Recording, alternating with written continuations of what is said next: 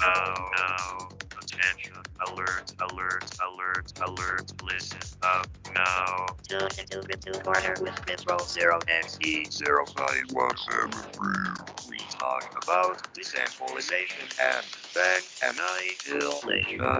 Bitcoin, Litecoin, Moneycoin, your coin, blockchain, baby. Mondays at 1600 hours Eastern Studio A.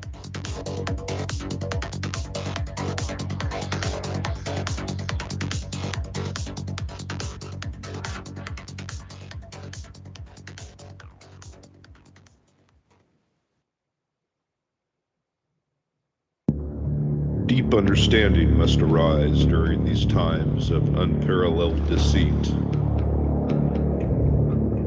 A view into the depths of society upon which this country has fallen, a storm brews upon the horizon. It's been said that those that have the eyes to see and the ears to hear will play a paramount role in the furthering of humanity and civilized society. But can civilized society and humanity survive the coming conflicts not seen since a dawn of time in ages bypast? But you can find true forms of information and knowledge in abundance at Revolution.radio, freedomsluts.com, the #1 listener-supported radio station on the globe. Stand upon the right side of history. General Homer, you've got to get us out of here now! I won't let you down. I won't let you down, son. Revolution. The opinions expressed on this radio station, its programs, and its website by the hosts, guests, and call-in listeners or chatters are solely the opinions of the original source who expressed them. They do not necessarily represent the opinions of Revolution Radio and freedomslips.com, its staff, or affiliates. You're listening to Revolution Radio, freedomslips.com, 100% listener-supported radio, and now we return you to your host.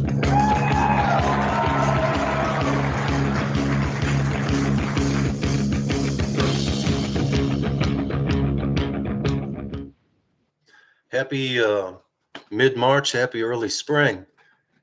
Happy March 19th. It's nice to be with you again. My name's Darren. I had thought up to a couple days ago that I knew what I wanted to talk about, and I've changed my mind. I found something more interesting to me. And if you're like me, if you enjoy radio and the spoken word, and you'll be listening to something and you might not like it, and you change the station and you can't find nothing there, and you get frustrated. I recommend getting your own radio show. It's a kick because you can make it anything you want. So this radio station is listener supported. Revolution.radio. There's a donation button on that website, on that webpage. And if you've got it in your heart to help us continue this free speech platform, please do.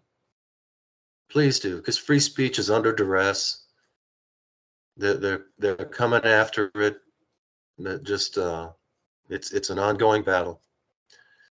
But what I've had in mind to talk about today, I was going to have a featured speaker, a scholar in philosophy, and I was going to have him during the first hour do a dissertation on the philosophy of a particular philosopher, and then in the second hour, I was going to have this same speaker do a talk on a contrasting philosophy of another philosopher. I find it interesting, and it's my show. So the philosopher I'd like to feature in hour number one is Machiavelli. And Machiavelli, if you're not familiar with his philosophy, You might compare it to Friedrich Nietzsche. A lot of guys, a lot of people are familiar with Nietzsche. Nietzsche wrote The Antichrist was one of his papers he wrote. Superman was another one of his papers he wrote. And you could say there's a kinship in their philosophy, Nietzsche and Machiavelli.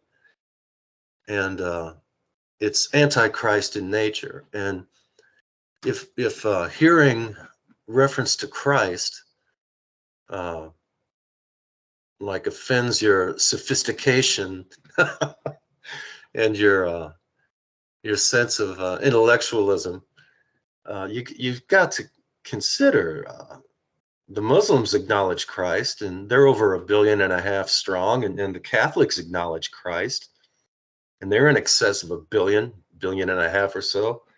And Christianity is massive in our world, whether you like it or not. So the reality of Jesus Christ as an influencer in the earth is, well, it's just ridiculous. You've got to acknowledge the impact of Jesus Christ and the impact on the thoughts and the ideas of many philosophers. And Jesus Christ has not been a uniting force in the earth. Hence Nietzsche and Machiavelli, that they were exposed to all that knowledge, and it sent them the other direction. And so not everybody jumps on board with the whole Christendom thing. You got a lot of variance out there, and I think it's only fair to contrast different philosophies. And I don't want to give away who the philosopher is I'd like to feature in the second hour. I don't want to give that away. I do want to put Machiavelli up first because it's written that patience is the virtue of a saint. And I don't think that the big Antichrist fans would be patient enough to wait till the second hour to hear their man Machiavelli. So I'm going to have to get to him before I wear out their patience. So I'm going to do my share screen. And this is kind of a summary from a philosophical scholar on the teachings of Machiavelli, a prominent voice in, shall we say, the Antichrist community.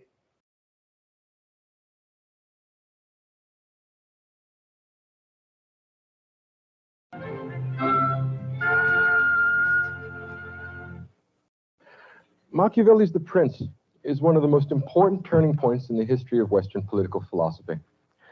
It was written while Machiavelli himself was in retirement from active political life, 1532. And prior to that, he had worked for the Medici family in Florence. And he was one of the great dark characters in the history of Western thought. In some respects, he's kind of like the Darth Vader of philosophy. He represents all that is evil and unholy. In some respect, the spiritual antipode of someone like Marcus Aurelius. Machiavelli is a very secular, this worldly sort of thinker. He's the kind of person that Plato warned us about. The kind of man who self-consciously seeks only the gratification of his desire for political power. A man who turns ruthlessness and treachery into matters of principle. And that's what makes him so good at them. It's not that he's treacherous or lying or faithless or ruthless once in a while. He's that way all the time. He's turned it into a system. In that respect, the writings of Machiavelli, which are not limited to The Prince, he also wrote a number of historical works, a work called The Discourse on Livy. He studied Roman history a great deal. Machiavelli's works are kind of handbook on how to be bad, particularly how to be politically treacherous, how to gain power. For Machiavelli, the ultimate good for human beings is the attainment of political power.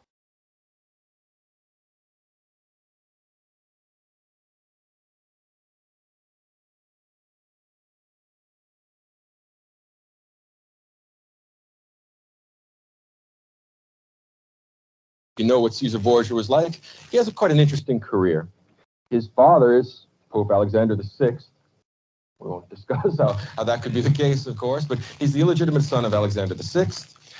His sister is Lucrezia Borgia, a most unpleasant woman who spends a good bit of her time poisoning their friends and political rivals.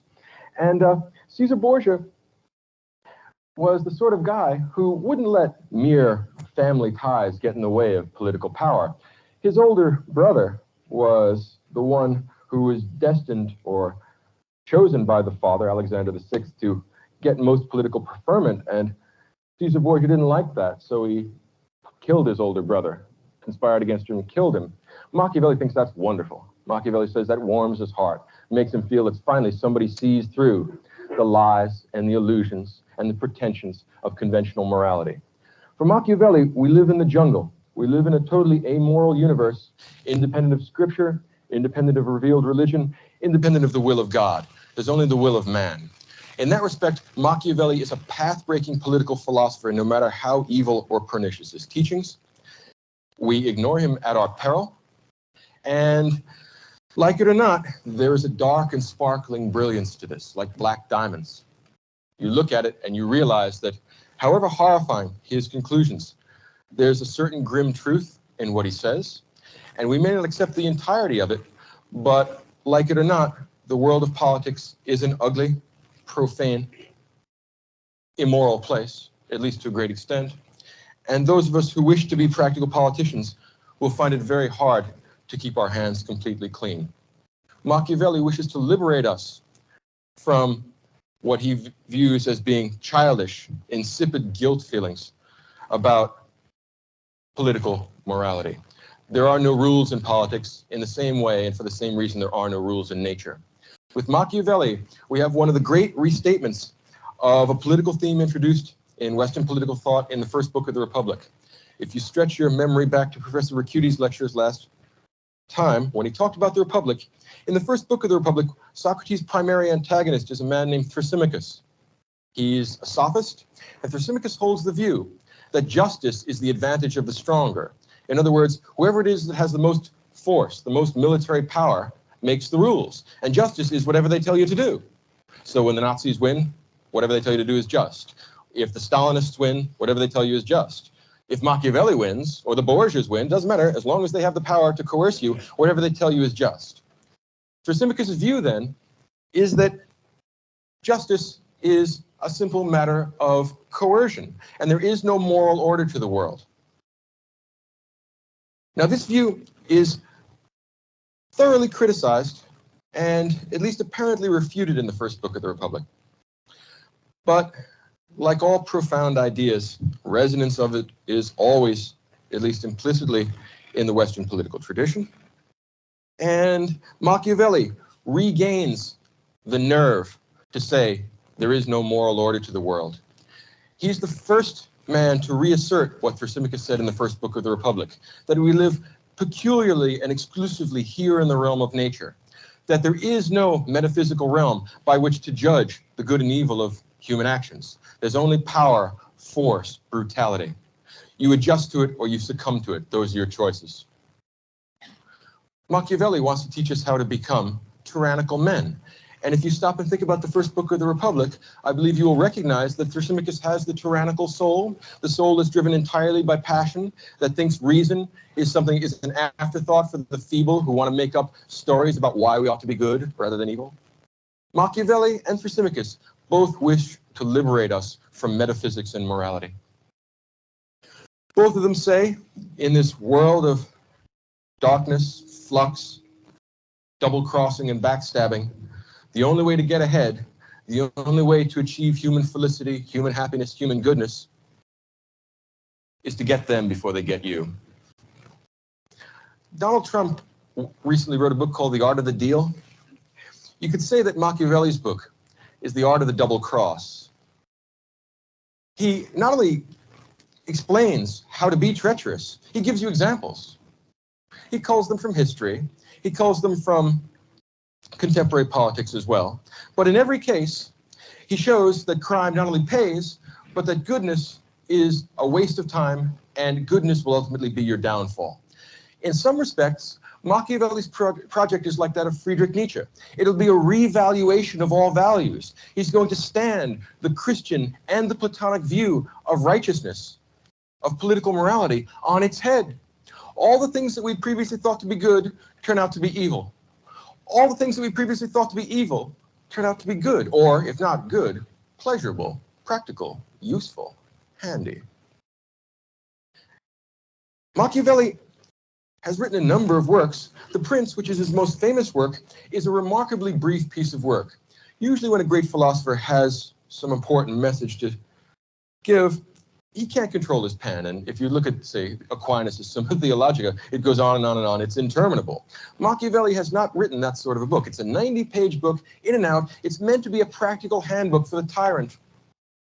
Machiavelli's book, The Prince, was Joseph Stalin's favorite work. He kept it on his night table. And it's not hard to see why. It shows you how to be a good tyrant. A good in the sense of effective, good in the sense of practical, not good in the sense of morally good, because that's only for old ladies and kids. Nobody seriously believes that stuff. Now, this may sound like a very cynical set of ideas, and in fact it is. But although it is very cynical, there is an element of it which is practical, which is true, like it or not. If you are completely good, completely virtuous, I am not certain that you will be a completely effective and efficient politician. I don't know that I want the president to be as kind and as thoughtful and as philosophical as Marcus Aurelius. Maybe we would be harmed as much as benefited by that. I am sure, on the other hand, that I don't want the president to be like Machiavelli's Prince, because it's a sure thing we will be harmed rather than benefited by that. Prior to going into seclusion and writing this book, Machiavelli had worked for the Medici family in Florence, who were influential figures in Florentine and thus in Italian politics. And although he had been serving them and helping them out and advising them on political matters, the Medicis had been thrown out of Florence, had been chased out, and with them goes Machiavelli. He goes into retirement. Now, there's a definite sense here that here's a man who's very intelligent, very bright, but awfully frustrated. He gives you that sense when you read the book of being a Monday morning quarterback. God, how he wants to go back into there in practical politics. He hates being among the musty books in the library. It's not interesting to him. What he primarily wants is to run people's lives. What he primarily wants is political power. And after he gets political power, what he wants then is more political power, because you can never have enough. As Socrates pointed out about the tyrannical man, this is a thirst that can never be slaked. No matter how much satisfaction you get for these desires, nothing is ever enough. You're like someone that can't get enough to eat or can't get enough to drink. No matter how much you eat or drink, it's never satisfactory. So here's one of the great dissatisfied individuals, and he's even more dissatisfied because he's forced to be an armchair quarterback, and no one is more practical than Niccolo Machiavelli. He dedicates his book to one of the Medici family, and it's one of the most flowery and flattering and adoring introductions one could possibly imagine. And of course, it's no less cynical than the rest of the book. The book itself tells the wise prince, the monarch, he who would be tyrant, that he must be very careful to avoid flatterers, because flatterers are dangerous men. Your Noble Highness. A clever fellow like the Medici for whom Machiavelli is writing the book is going to see through the introduction, but then wonder, do I want this guy on my side, or do I want him on someone else's side? This is a very difficult thing to consider, difficult concern for a real prince. Look at the examples that we get in Machiavelli's The Prince. He gives examples of how to take over countries that you are born to. For example, if your father is the king and your father dies, how you take succession there, very easy. The people will accept it. You won't have any problem with them. And when you are trying to establish your rule as a new ruler in this legitimate government, the best thing to do is to establish fear, because you can count on fear. Machiavelli says it would be very nice if you could be loved. Being loved by your people, by your subjects, is a very handy thing for a ruler. And Machiavelli says it's not that love is intrinsically good, but rather that love is handy and practical. And if your people love you, they're less likely to give you a problem. So you should cultivate love. Now, love is a nice thing to have, but Fear. Fear is the kind of thing Machiavelli really understands. He likes fear because fear is one of those things you can count on. And if, as Machiavelli points out, you are forced to choose between having the people love you and having them fear you, make sure you have them fear you because you can count on fear. People's love, you never be sure enough about that. But fear you can count on. So it's important to be feared. The next best thing is to be loved. The only thing the prince must avoid, according to Machiavelli, the prince cannot afford to be hated. When the people hate you, they will come and get you one way or another. They will depose you. And the whole name of this game is to take power and to control power and to make it your own and then to absorb more power. There's a part in which he says, well, it's nice if you can inherit a kingdom from your father, if your father happens to be the king, but very few of us are lucky enough to have that circumstance. Now, you must think back to in your head that Machiavelli's father was the Pope, which is a very handy circumstance. Just the problem is you can't get to the papacy by hereditary succession, so we have kind of a difficulty there. Yeah, they've been careful about that. Well, Machiavelli says if you don't happen to be born to the throne, if you don't get the royal purple by matter of birth, there's always usurpation, which is a great favorite activity for him. He really likes usurpation.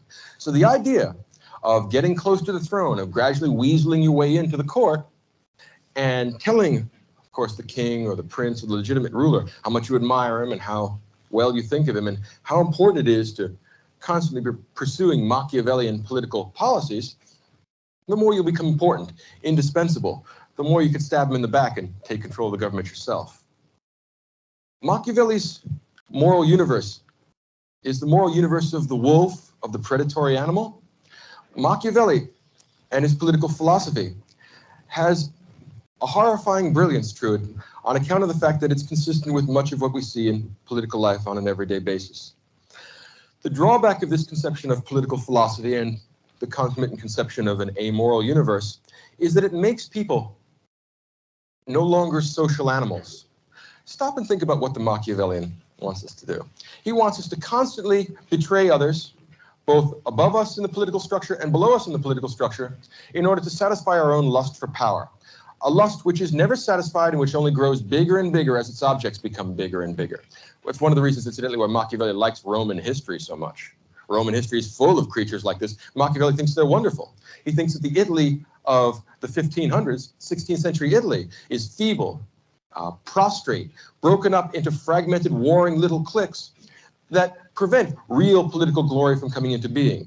The reason why he likes a horrifying figure like Caesar Borgia is that Caesar Borgia is the man of virtu, V-I-R-T-U. Virtu is exactly the opposite of Platonic virtue. It is much more like Thrasymacheian virtue. It is the virtue of the man that tells lies, that stabs people in the back, that does whatever it takes to satisfy his unquenchable desire for power. So what we need is a man of virtu, and this book is designed to create virtu. The problem is that this virtu is the virtu of the predatory animal, not of the rational human being. Or it's the rational human being insofar as that rationality is completely subjugated or subordinate to one's irrational desires.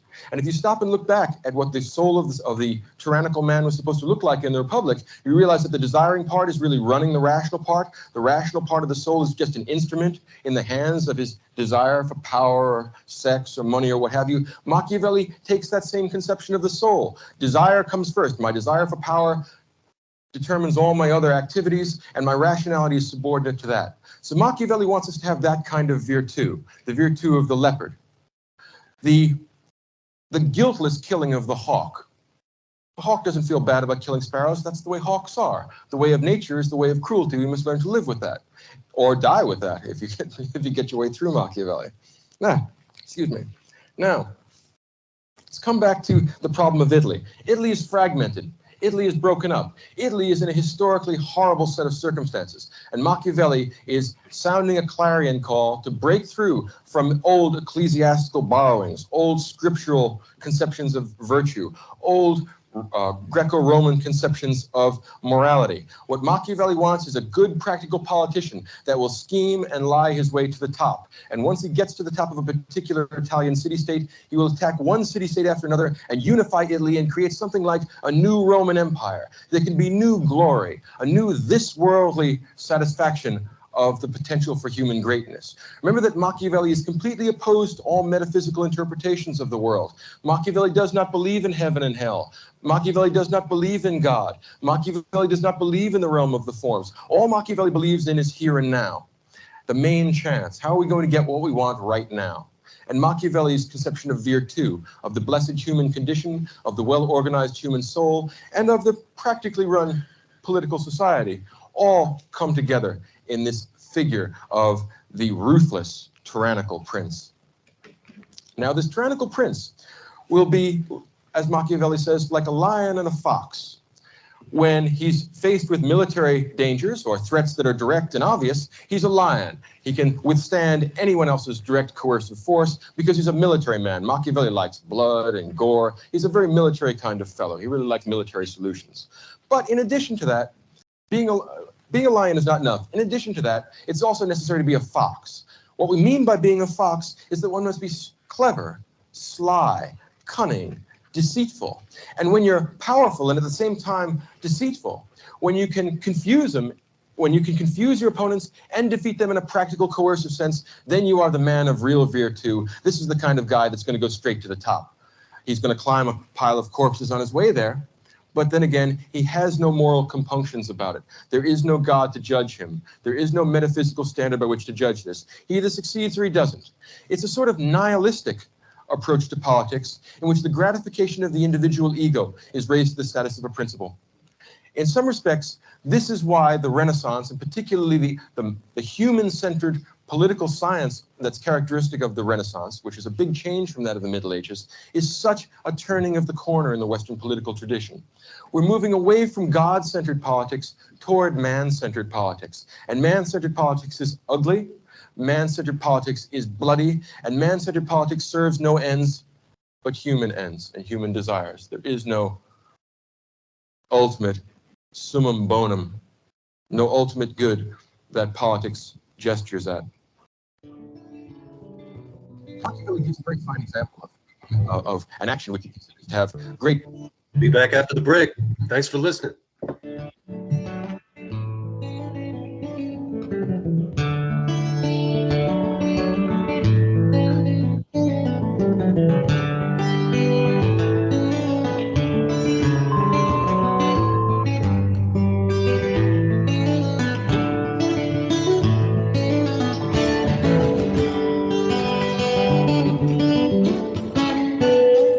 Revolution Radio at freedomslips.com, and we'll be right back after this message.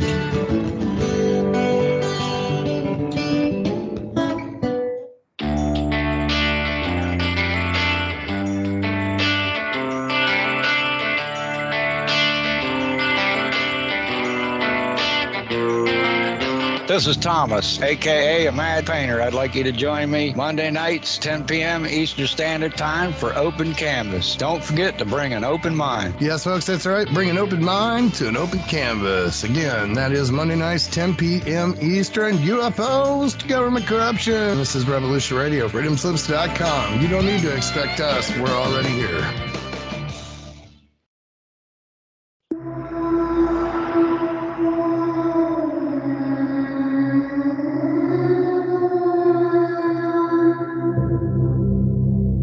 Are you interested in the paranormal, murder mystery, real natural law? Do you enjoy interviews with amazing guests? Then join Crypt Rick every Monday night, 6 p.m. Eastern Standard Time, right here on Revolution Radio. Studio A, freedomslips.com. Crypt Rick's Hybrid Thinking. Welcome to the Crypt.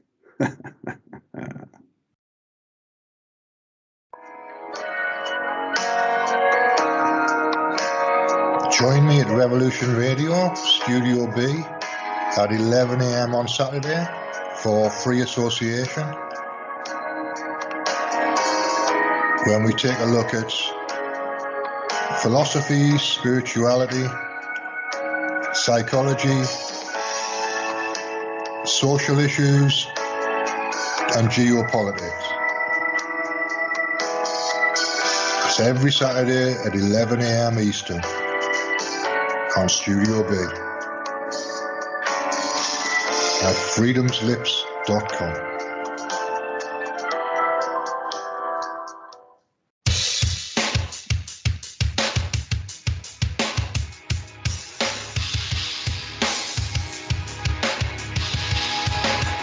Enter into a world unseen on Raven Star's Witching Hour. You will encounter eclectic topics from the realm of spirit brought into our matrix of truth. With your host, the Solaris Blue Raven. Solaris will bring you an array of unique guests covering topics from ghostly spirits to amazing anomalies, covert technology, UFOs, and shadowy global events. And that's right here at Revolution Radio, freedomslips.com, Saturdays, midnight till 2 a.m. Eastern Time. Revolution Radio, where information never sleeps. Let the magic rise.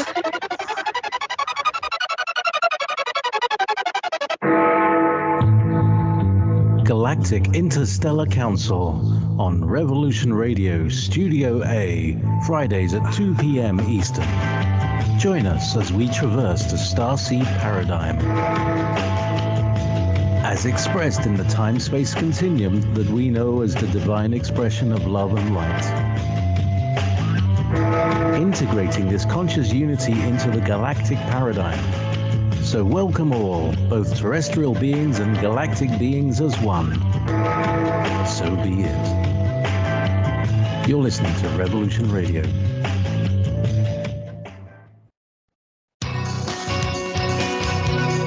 Thank you for listening to Revolution Radio at freedomslips.com. Any commercial advertising you may hear in this program is of the sole discretion and benefit of the host of whose program you are listening to. Revolution Radio does not endorse any commercial products, nor does it accept monetary compensation for on-air advertising of commercial products, nor will it ever. We are and shall remain 100% listener supported. Any product advertising on this program are considered used at buyer risk, and Revolution Radio shall not be held liable for any claims or damages received from any product advertised within this program. Revolution Radio, where information never sleeps.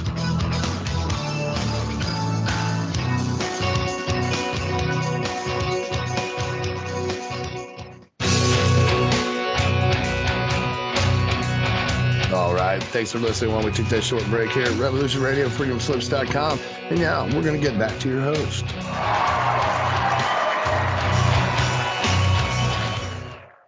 All right.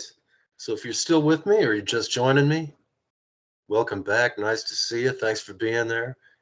We're listening to a dissertation from a philosophical scholar on the philosophy of Machiavelli, who I referred to as kind of a antichrist figure in the annals of philosophy. So let's get back to this information. Great political wisdom in it. I think you'll like this. There was a ruler who attacked and conquered another city-state, but there's still a great deal of banditry, a good bit of outlawry, political chaos in the countryside.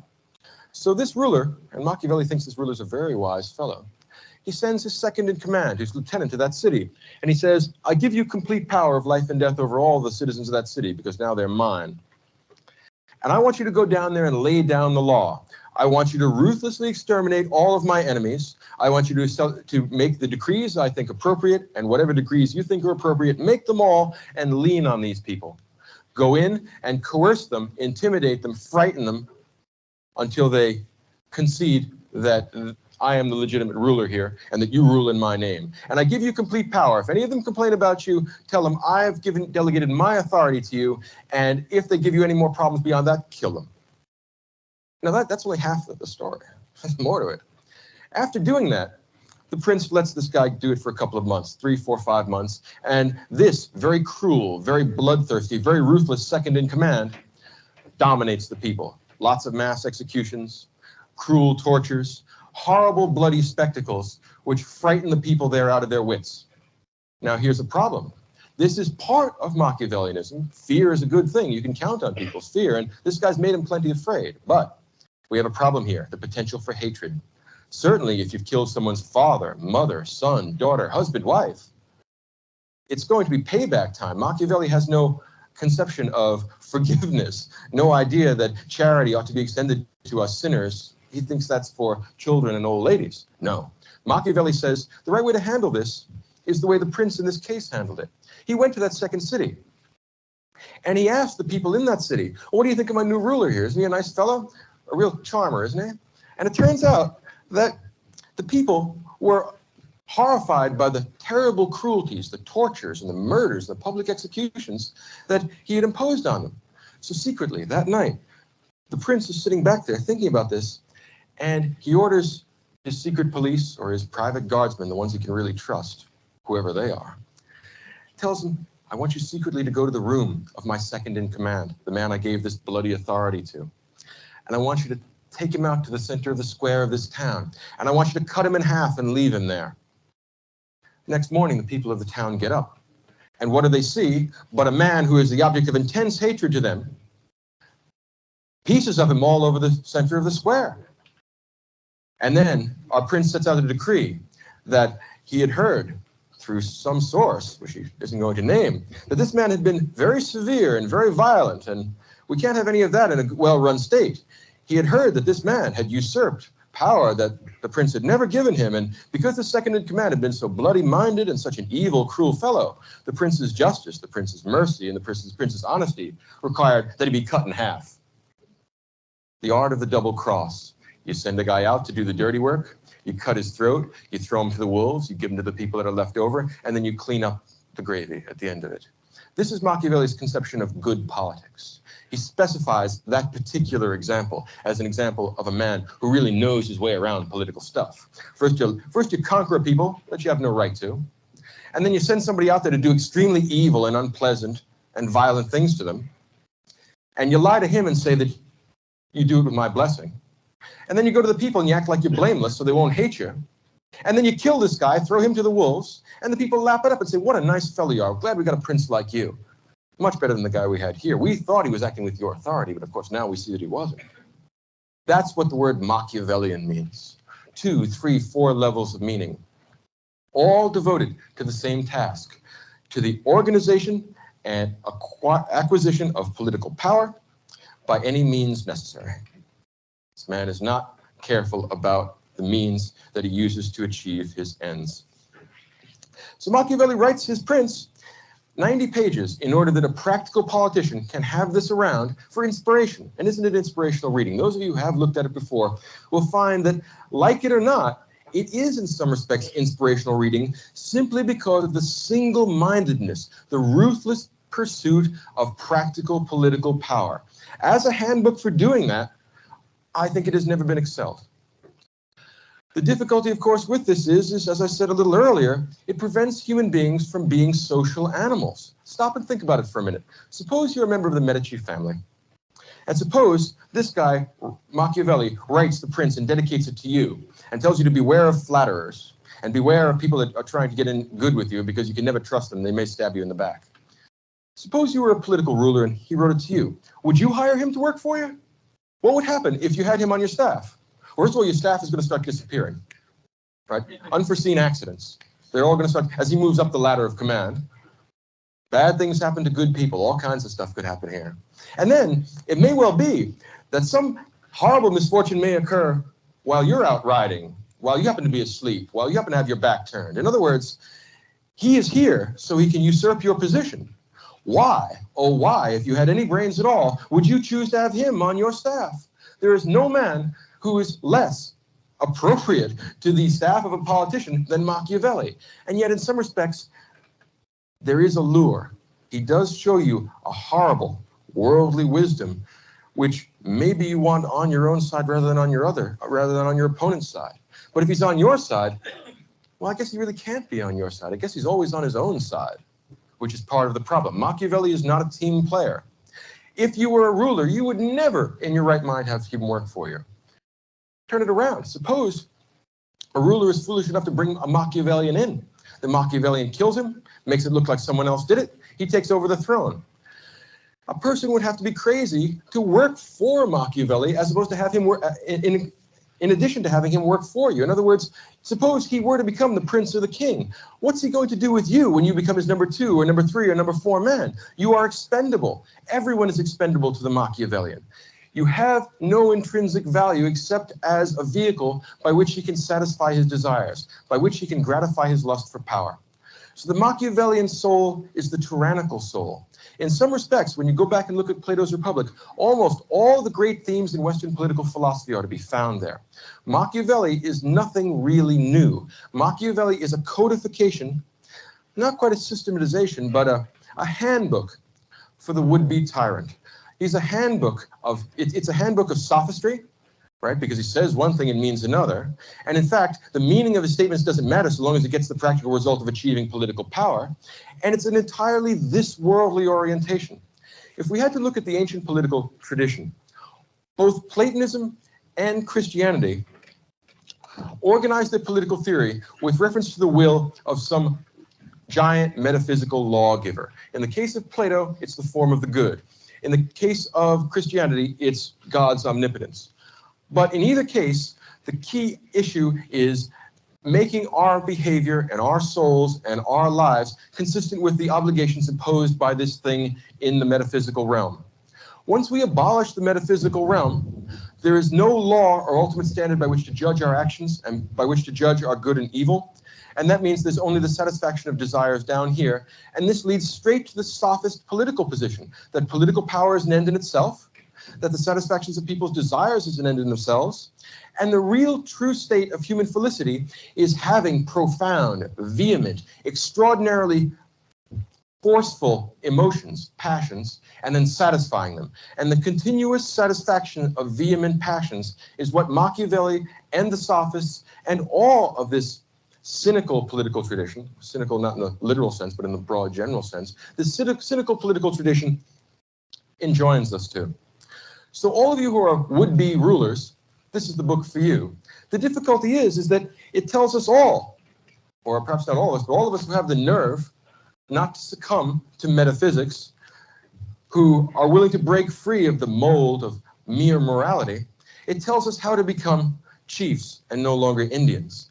And of course, if we were all to follow that, there'd be all chiefs and no Indians. But Machiavelli is under no illusions about everybody having the capacity to do this. It's only the extraordinary individual, like himself, or like Caesar Borgia, or like a handful of the other great tyrants in history that have really shown us what human beings are capable of. In some respect, Machiavelli is similar to Plato in that both Plato and Machiavelli are trying to show us something buried deep in the marrow of the human soul. At the very center of it, Plato thinks there's an eternal goodness, a final spark of the divine soul, which allows us to get some access to the mind of God and to the understanding of ultimate truth and wisdom.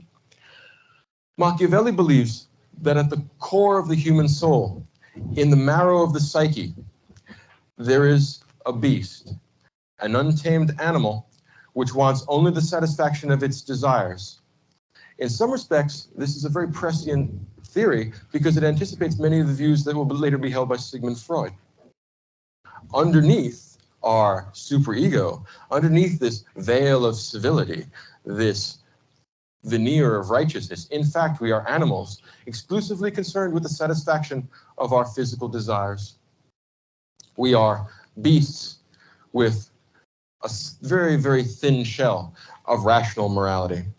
Machiavelli suggests that we should become on the outside what we are on the inside, except in such cases when it's inconvenient. If it's convenient to look pious, gentle, kind, and good, well, that's just fine. The important thing is not to be gentle, kind, and good. The important thing is to be ruthless and rapacious and treacherous. If you are familiar with the play King Lear, the Edmund and Edgar characters, particularly the bastard son, I think it's Edmund, gives a wonderful speech in which he talks about legitimacy, in which he talks about the order of political right and the circumstances of inheritance and social status. And when he says in the beginning of that soliloquy, "Thou, nature, art my goddess, and to thy law my services are bound," that prayer was about the only prayer that Machiavelli could say with a straight face. Nature, red in fang and claw, is the goddess to whom his services are bound. nature, which is the fundamental reality. We are human, physical things. Remember that's where the word nature comes from the Greek word physis, right? So we are physical beings. We are not spirits in a material world. We are rapacious bits of meat that do whatever we can to take advantage of each other, except when we're deluding ourselves with things like morals, religion, kindness, gentleness, milk of human virtue, that sort of thing. But apart from delusions like that, and silly poetry appropriate for the feeble, the weak, the Christians in life, there's only blood, gore, power, the intoxication of not only surviving but conquering. We might say that Machiavelli's conception of virtù harks back not to the Socratic conception of virtue, but to the conception of virtue characteristic of Homer in the Iliad and the Odyssey. It's the lying, treacherous virtue of Odysseus. It's the powerful, lion-like virtues of Achilles. If you are a good warrior, able to coerce other people, able to impose your will on a universe that is both indifferent to you and indifferent to any moral structure you might create, then and only then are you a man worth taking seriously. He enjoins us to go back to the earlier, pre-Socratic, pre-Christian virtues. We hear the drums of a primitive heroism in this book. It is a blast from the past, and at the same time, it is one of the most modern of political works. If we take for granted, and I think it a fair assumption, that at this point in time we live in a secular age. We live in an age which is contemptuous of metaphysics, which is contemptuous of references to abstract morality. Then in some respects, we live in a Machiavellian universe, even if we have some sort of atavistic connection back to an earlier morality that meant something more than personal self-gratification. In that respect, Machiavelli is a very modern political thinker. He's the first political thinker to break from that metaphysical tradition towards a completely physical tradition, to move from a sacred politics to a profane politics. Or you might say that he undoes the distinction between the sacred and profane by abolishing the sacred. So the world around us is neither sacred nor profane, it just is what it is. And you are what you are, and what you are, in fact, is a wolf guarding the sheep. If you remember the analogy that Thrasymachus makes in the first book of the Republic, that the ruler relates to the citizens that are his subjects, the way a shepherd relates to a sheep or to a flock of sheep.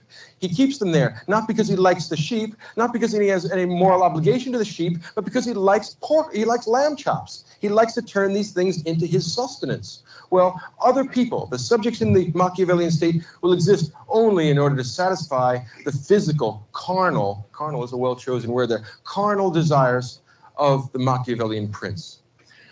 Achilles might have liked Machiavelli if he'd understood what was being said. Odysseus, I think, certainly would have liked Machiavelli because he brings together both the lion and the fox. I would say not so much Achilles, because Achilles is a little on the dumb side, but Odysseus, as the perfect Machiavellian hero, brings together the willingness to lie, the willingness to violate oaths, the willingness to break whatever social conventions are around you in order to achieve your ends. The centered, focused, fierce desire to satisfy your innermost longings. In some respects, Machiavelli is what people would be like in the Freudian sense if you took away the superego altogether, or if you only kept the superego, the conception of righteousness, of moral virtue, as a veneer to protect you from other people's condemnation. But what we are down deep is a mass of desires that we neither choose nor control, and human felicity simply exists in the satisfaction of these desires. Oxen are happy when you give them straw. Machiavelli is happy when you give them a government. Fundamentally, there is no difference. Each animal gravitates towards its own appropriate object. Machiavelli, in that respect, is an ancient political theorist and at the same time a modern political theorist. He represents nothing new in politics, but rather an ever-present temptation. It is always tempting for human beings to take the easy way out and decide that they're going to be meek, that they're going to give up the attempt to kindle the divine spark, which is what Marcus Aurelius called the soul, called the disposition to moral virtue. Machiavelli doesn't want to climb what Plato called the ladder of beauty in the Symposium, because he finds the world ugly violent, and evil, and he likes it. So, in other words, not only does he know that he's in the cave, but he thinks that any attempt to move out of the cave is a kind of letting down of nature. It's an attempt to move away from nature towards some sort of chimerical, poetic, I know not what. And Machiavelli is a patron saint of all politicians who would be exclusively and immorally practical.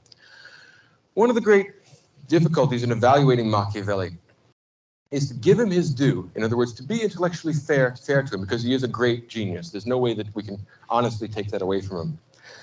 But it's also a mistake to say that while he's a great genius, we can, in practice, use this as a guide to life. If people were to take this seriously, and although God help us, some of us do, it would be a disaster for the social structure and it would be a disaster for politics. The difficulty is that we seem to vacillate between one and the other. When the better angels of our natures take over, we can see how Marcus Aurelius is a fine politician and how Plato offers us something real, solid, substantial in organizing our emotions, organizing our lives, organizing our standards of judgment. The problem is that we tend to vacillate back and forth. Every once in a while, when we think nobody's looking, we have a sneaking suspicion that Machiavelli may be right.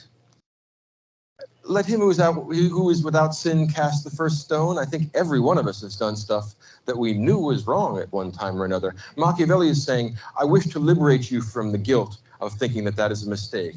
Your mistake is in not doing that all the time. Do not succumb to the temptation to be an angel. You have no chance of doing that. You are meat.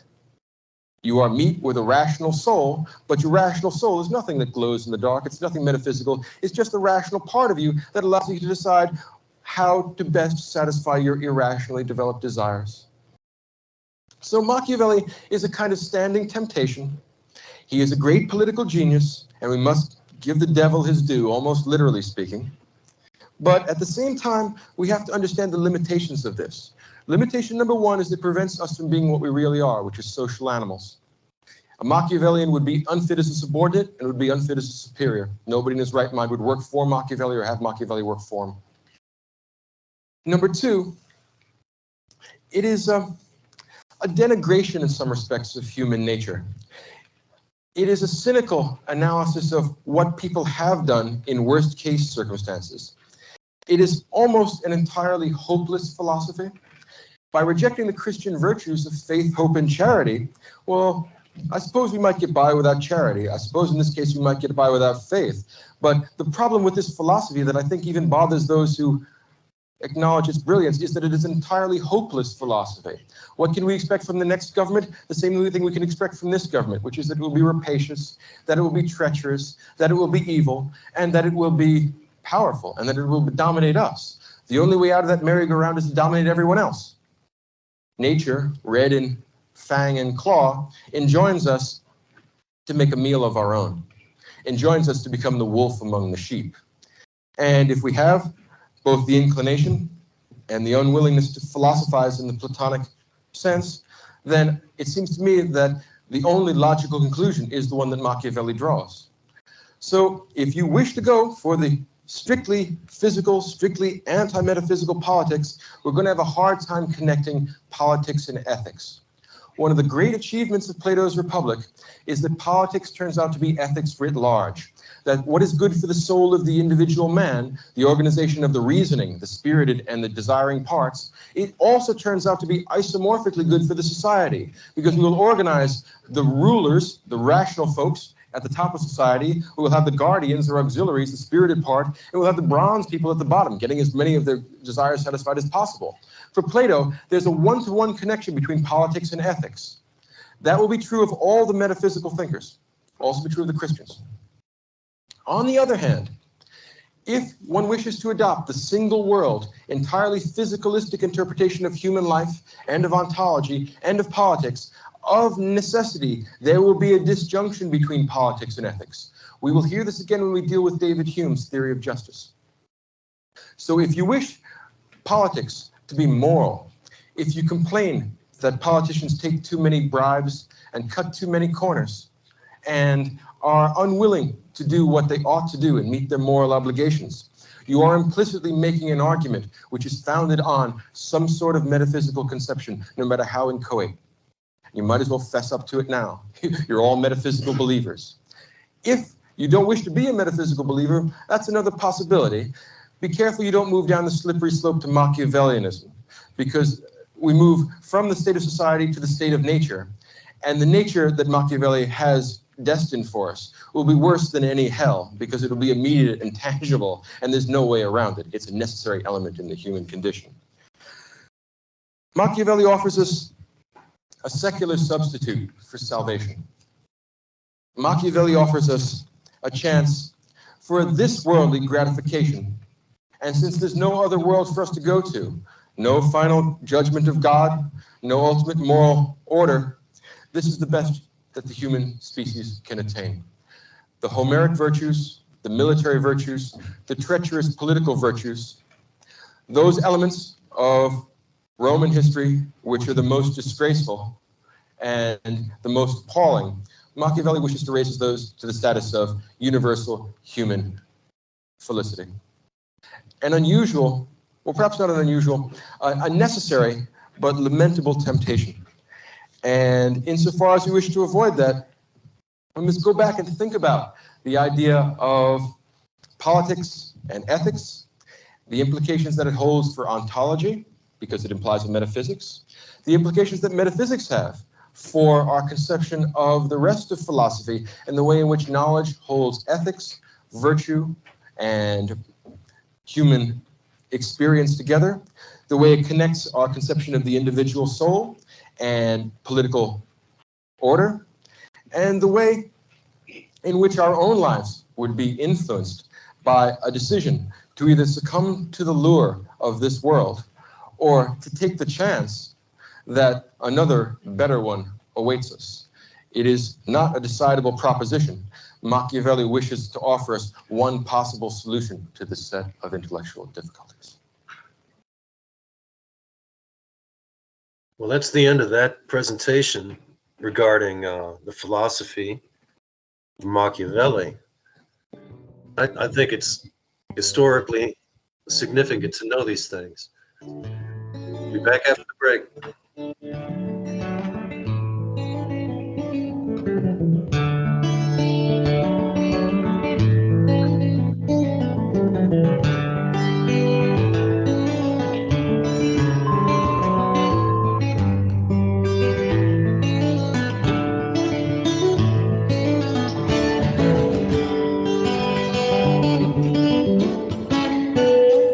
Revolution Radio at freedomslips.com, and we'll be right back after this message.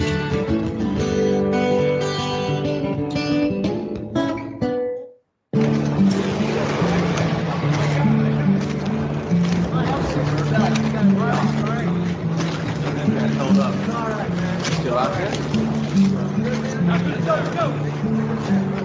You going back in? There's still men out there. God damn.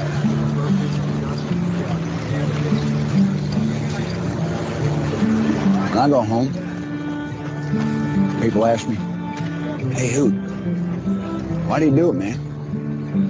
Why? Some kind of war junkie? I won't say a goddamn word. Why? They won't understand.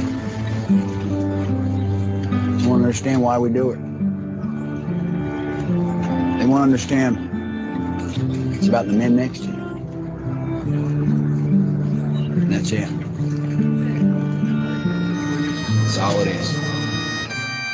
Revolution Radio, freedomslips.com, #1 listener-supported radio, the printing press for freedom at a time when freedom is needed the most.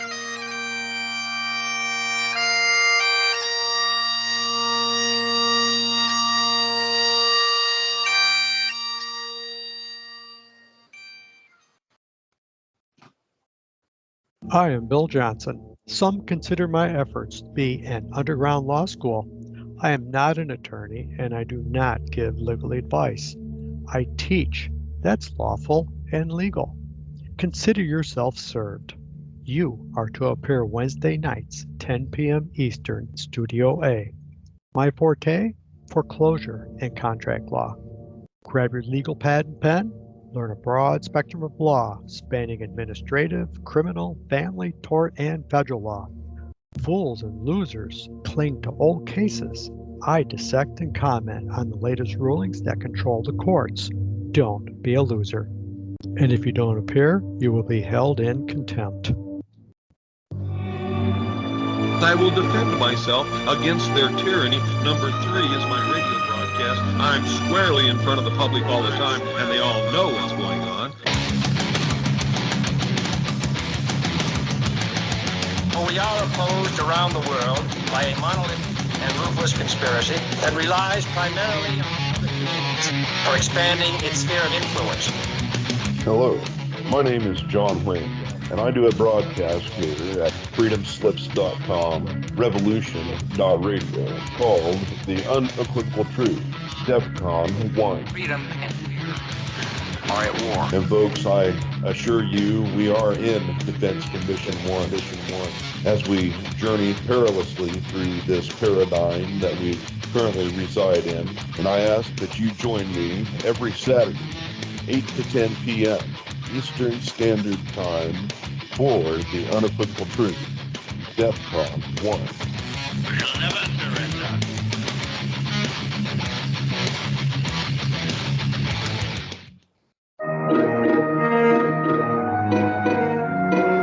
The original machine had a base plate of prefamulated amulite, surmounted by a malleable logarithmic casing, in such a way that the two spurving bearings were in a direct line with a panometric fan. The lineup consisted simply of 6 hydrocoptic Marsal vanes, so fitted to the ambifacient lunar wane shaft that side fumbling was effectively prevented.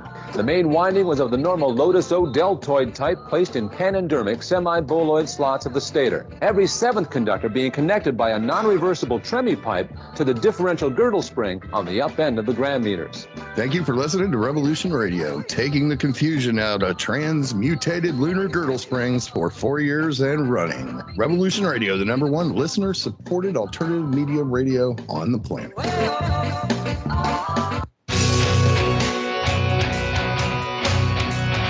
All right, thanks for listening while we took that short break here at Revolution Radio, freedomslips.com. And now we're going to get back to your host.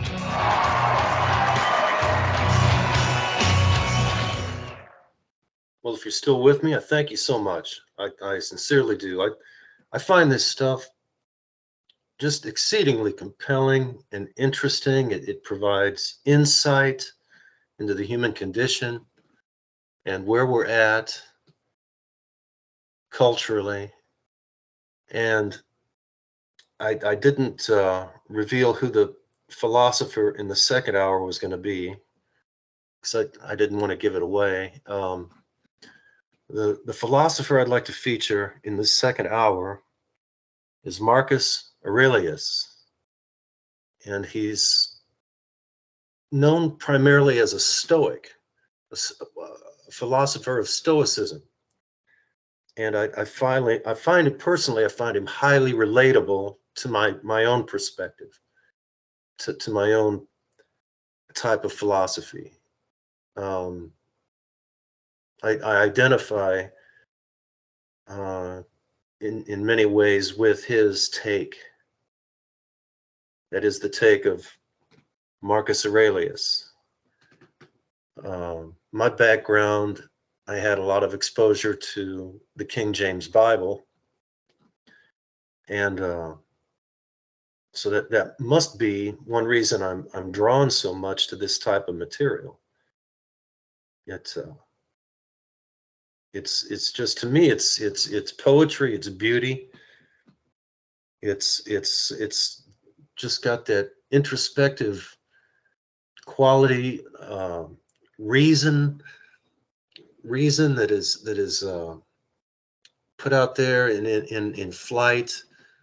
It's got a majesty about it. The way the thoughts are put out there, and I'd like to share with you now Marcus Aurelius and his philosophy.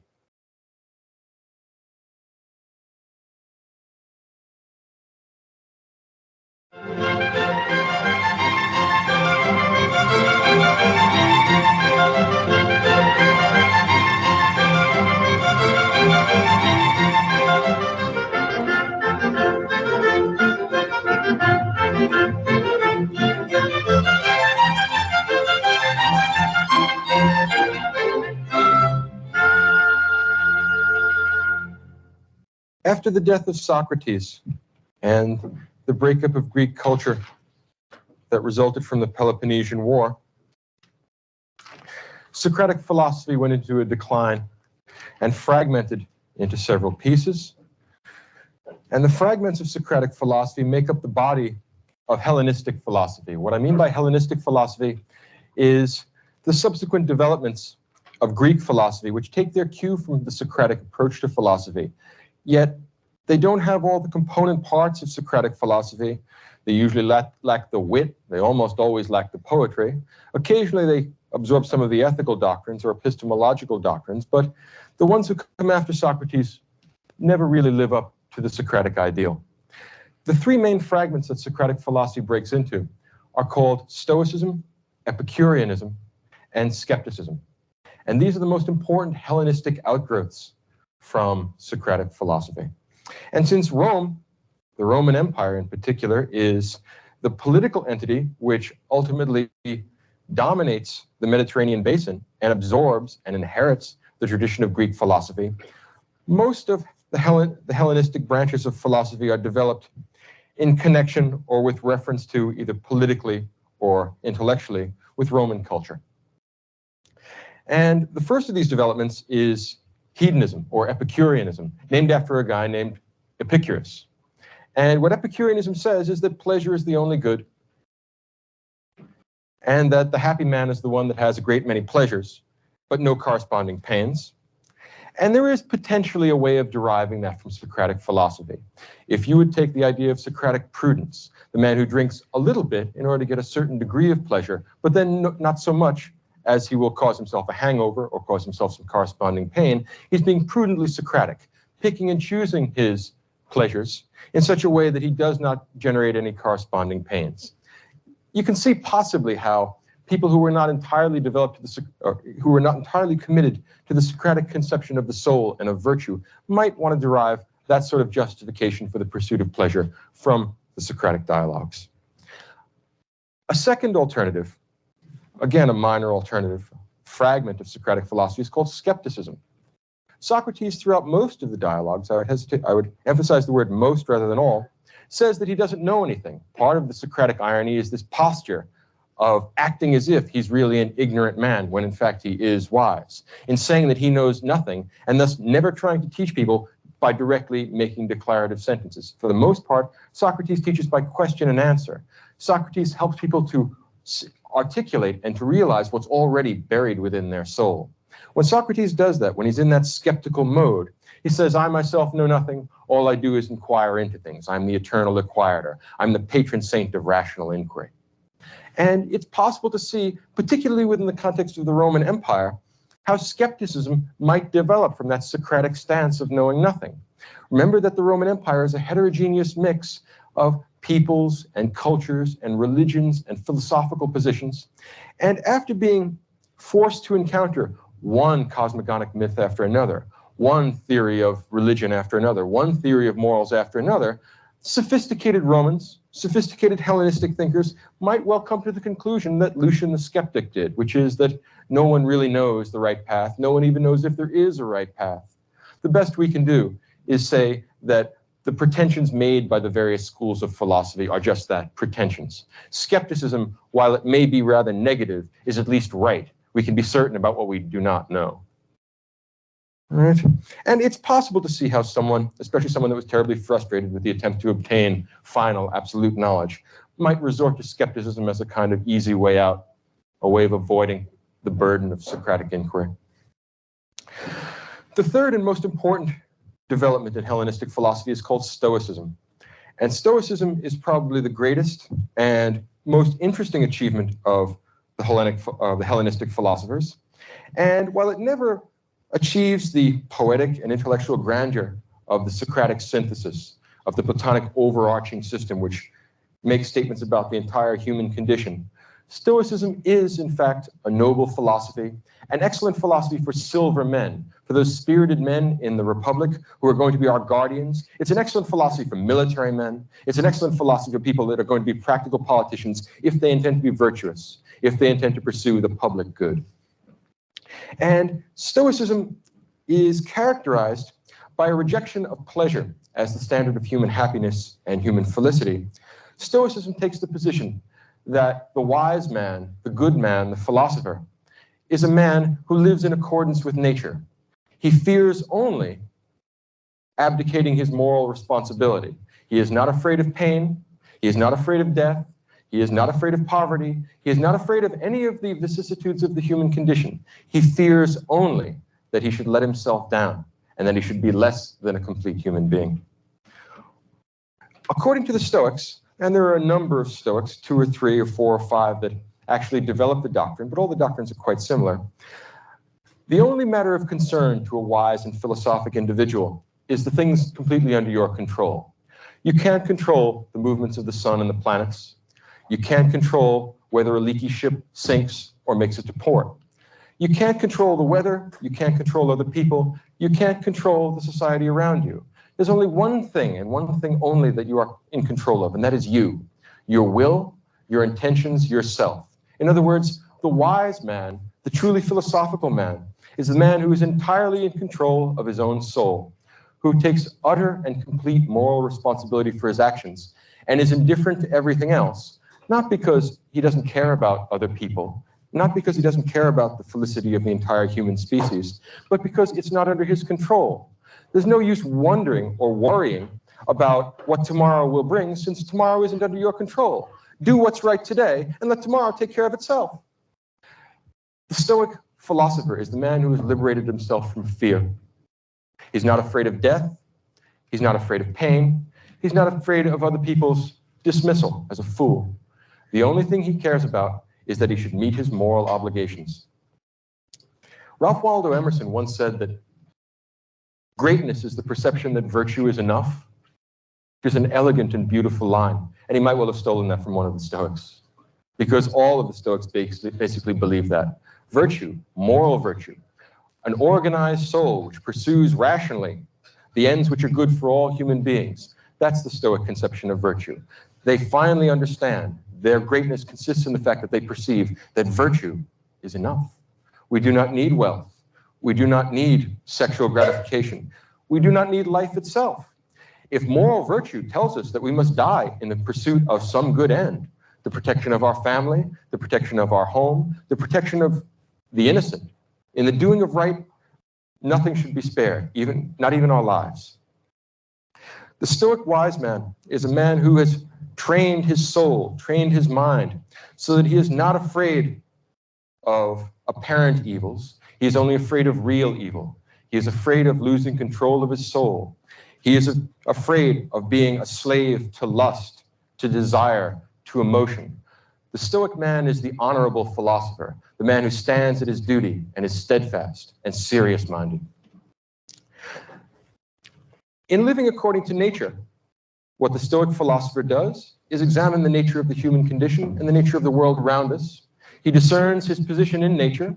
He discerns the kind of creature that he is, and he lives in such a way as not to disgrace himself, as not to be less than what he truly could be. He won't live the swinish life that we found with Aristophanes. He wants to be, if not a god, certainly not less than human. He won't be an animal either. He will live up to the fullest potentials that human being has to offer. Now, among the Roman Stoics, two are especially noteworthy. One is Epictetus, and one is Marcus Aurelius. And one of the wonderful ironies about the history of philosophy is that Epictetus was a slave and Marcus Aurelius was an emperor. And philosophy is the great equalizer. Both the slave and the emperor can equally well participate in a philosophy that is accessible to all human beings as human beings. There's nothing less conscious of social status than philosophy. A wise man, a man who is disciplined, in control of his emotions, and follows the way of nature, can be a good man no matter what his position in the social structure is. He is not responsible for the social structure, and it is not his problem. If the gods or nature or whatever is controlling the world makes you a slave, then be a good slave. If God or nature or whatever is controlling the world makes you an emperor, then be a good one. Your job is not to disgrace yourself and live up to the highest potentials of human being. The most interesting of the Stoics is Marcus Aurelius. Lord Acton, the great English philosopher and historian, once said that power corrupts, and absolute power corrupts absolutely. And that's generally speaking true. The difficulty with that generalization is Marcus Aurelius. Marcus Aurelius was an absolute ruler. He was a ruler of the Roman Empire. He was an emperor. He had absolute power of life and death over everyone in the known world. I don't mean everyone in the world as we know it today, but everyone in the world as the Romans would have known it. They don't know about China or have a very attenuated conception of the Eskimos. For them, the world is the Mediterranean basin, and Rome owns it. And Marcus Aurelius owns Rome, essentially. His word is law. Now, for almost all the Roman emperors, they lived scandalous lives, and they disgraced themselves. They were much more concerned with indulging their sensual appetites, satisfying their passions, flying into rages. Marcus Aurelius is the standing exception to that, and the exception to Lord Acton's generalization. In his case, power didn't corrupt. Absolute power did not corrupt absolutely. Instead, absolute power allowed us to see what the man underneath the body is really like. It allowed us to find out what Marcus Aurelius' soul is like. Imagine a man for whom all the restraints of law and custom and political order are taken away. He can have whatever he wants. If a man under those circumstances behaves well, you know something about the soul underneath, because no external constraint is making him do what he is doing. And Marcus Aurelius is the one example of an absolute ruler who behaves himself in such a way as not to disgrace himself. It's an amazing temptation. Imagine what it's like. Stop and put yourself in that place for a second. Marcus Aurelius takes the throne in 161 AD and he dies in 180 AD. 19 years controlling the entire world. He can have all the money in the world. That's not an exaggeration. All the money in the world. If he wants it, he can just collect it all. He can have sex with anyone he wants, whenever he wants, under any circumstances. If he wants to get drunk, he can have wine brought in by the boatload, infinitely, forever. He can go on a drunk now and stay drunk for the next 19 years until he dies. Imagine anything that the bronze, desiring, emotional, irrational parts of your souls want. And now imagine that you can have it. Now, under those circumstances, imagine that you are forced to bear with this human condition for 19 long years. Now ask yourself, you didn't give a show of hands, but stop and think about it for a minute. How many of you would fail to disgrace yourselves? To tell you the truth, I don't think that I could meet the challenge. If you're honest about it and you stop and think about what kind of a man it takes to bear up under those circumstances, I think you'll have to admit, or at least I'll have to admit, that he's a better man than I am. And that in this respect, over the centuries, Marcus Aurelius serves as a standing reproach to our self-indulgence, a standing reproach to the idea that we are unable to deal with the circumstances of human life. If you can deal with temptation at that level, I cannot imagine what is outside the human potential. And for the Stoics, we must remember that any virtue which is accessible to any human being is in principle accessible to all of us. We all have a rational nature, which allows us to control our feelings, control our behavior, control our connection to other people. Compared to Marcus Aurelius, we have tiny little temptations.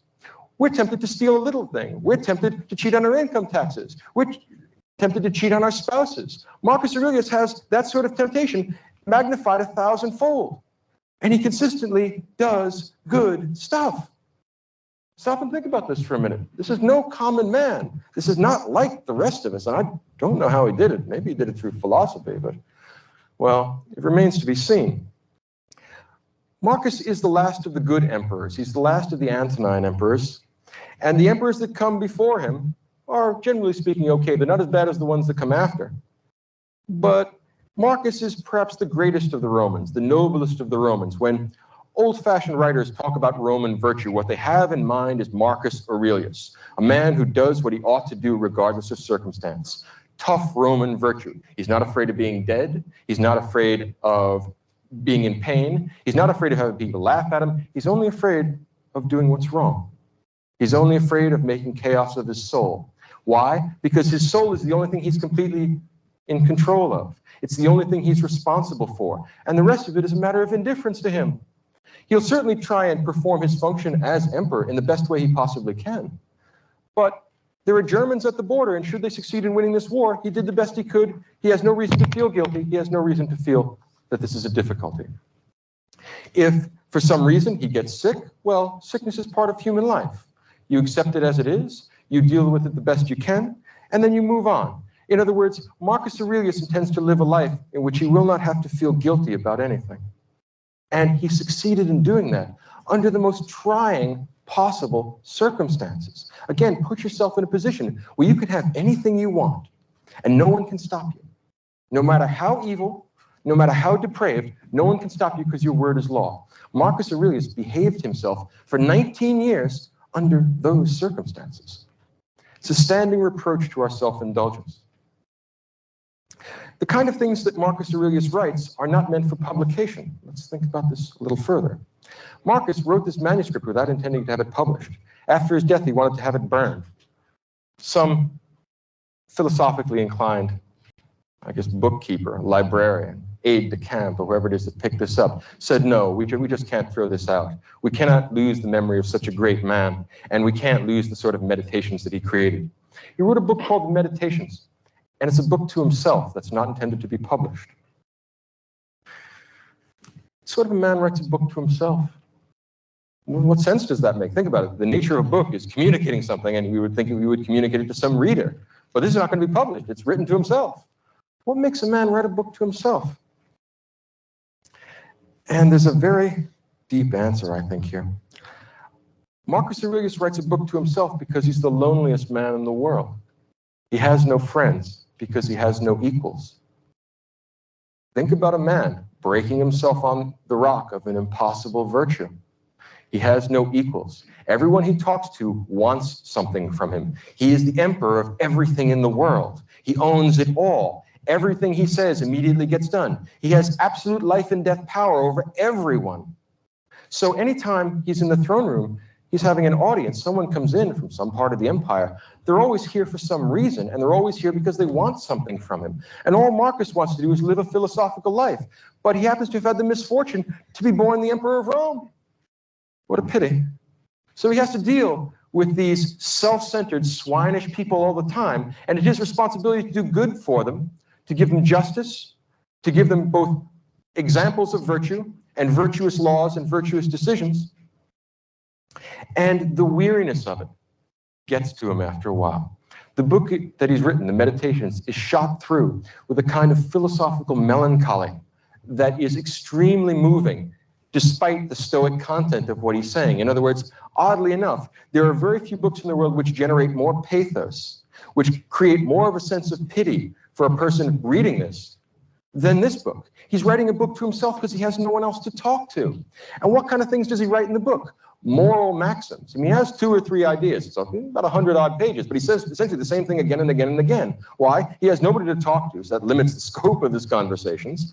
And he's constantly trying to remind himself that, look, although the people you're dealing with are corrupt, evil, and depraved, it's your job not to get angry with them, but to try and teach them and morally improve them.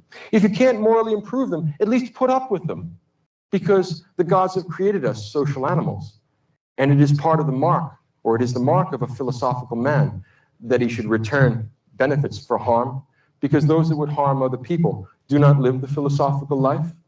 Those that don't want the ultimate good for themselves and for society do so because they don't know any better.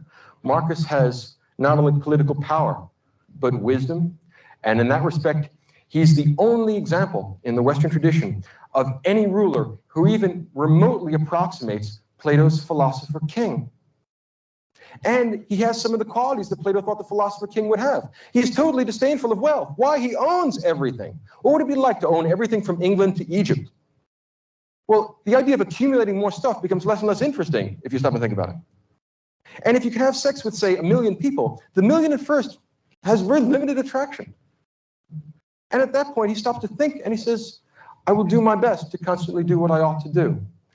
And there is a sort of whistling in the graveyard tone to this book. He is in some respects an enormously lonely man, and in some respects an enormously sad man. There's a melancholy in this that's terrifically moving.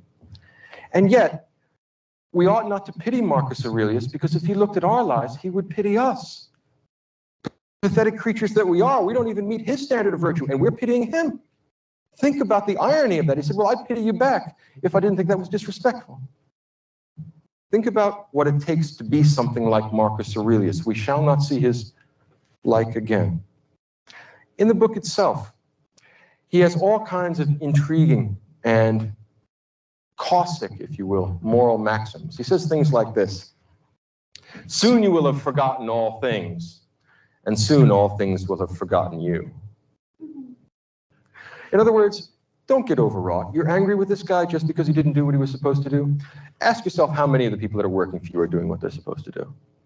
Soon, you'll have forgotten all this because you'll be dead. And soon, all the people who know you, they're going to be dead too, and they'll have forgotten you. And so what's the point of being mean to people? Now imagine the kind of philosophical self-restraint we're talking about here. This is a guy who could chop everyone's head off if he gets sufficiently angry, so he never does. Remarkable, remarkable. So Marcus Aurelius is a man who constantly, in his book, is writing short 1- and 2-line epigrams that essentially say things like, don't lose your temper with these people, Marcus, you know how they are. Marcus, it's not your fault that they're stupid. You tried to teach them, and you can keep on trying to teach them, but if Socrates was a good man and they killed him, what do you expect them to do to you? On the other hand, Marcus Aurelius is willing to rule the Roman Empire for the same reason that the Platonic philosopher King is. If he gives up, somebody worse is going to take the job, and you know what happens then, right? He'd much rather just go home and read his books. He doesn't want to listen to this stuff. But he says, well, the gods put me here. I didn't ask for this job, but I can't very well give it up. I'd be abdicating my responsibility to other people. Imagine the bad laws and bad emperors were going to get after me. Well, should I give the job up now or stand here until the gods are good enough to relieve me of my post? In fact, that's the metaphor he uses all the time. The gods have put you on guard over the Roman Empire. Everyone else is sleeping. Stay where you are and stay awake, elsewise God knows what's going to happen. Marcus Aurelius is constantly whistling his way through the graveyard, trying to tell him that this is a very happy life, that he loves being a philosopher, and he particularly loves the particular portion of reality the gods have assigned to him.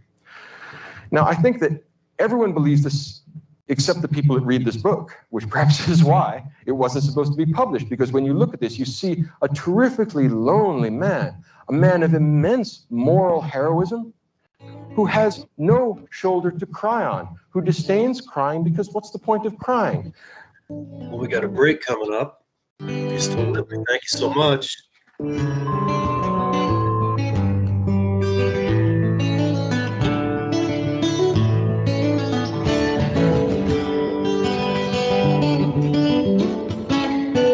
Listen to Revolution Radio at freedomslips.com. We'll be right back after this message.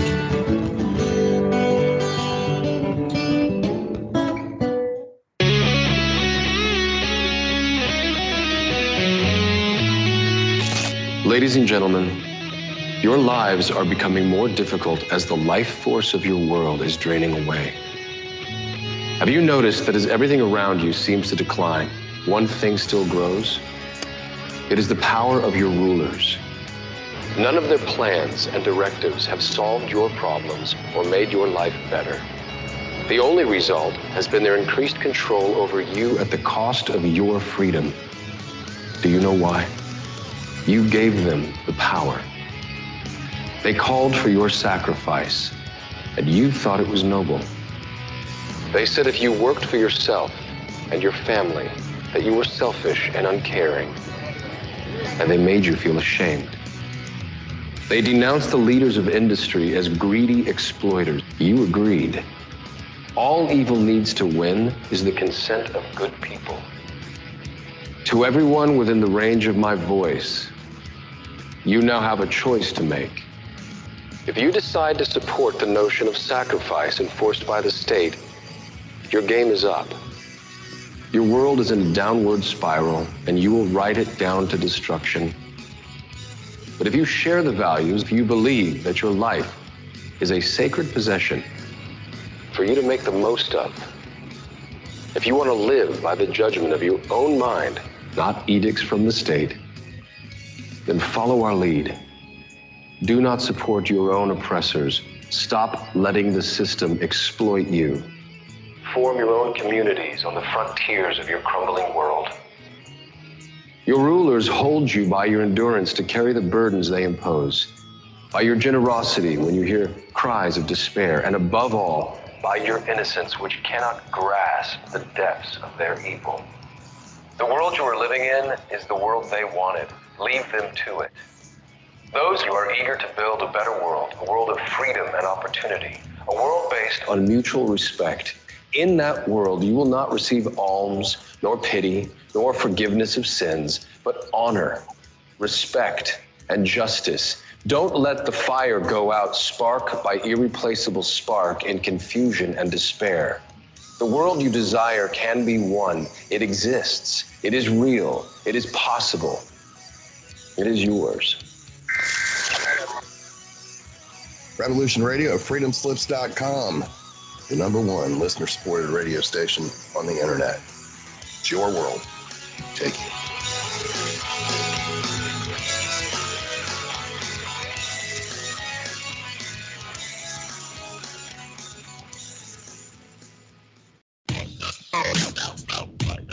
Thank you for listening to Revolution Radio at freedomslips.com, the #1 listener-supported radio station on the internet. Please help support this station so this battle can continue forward. Revolution Radio!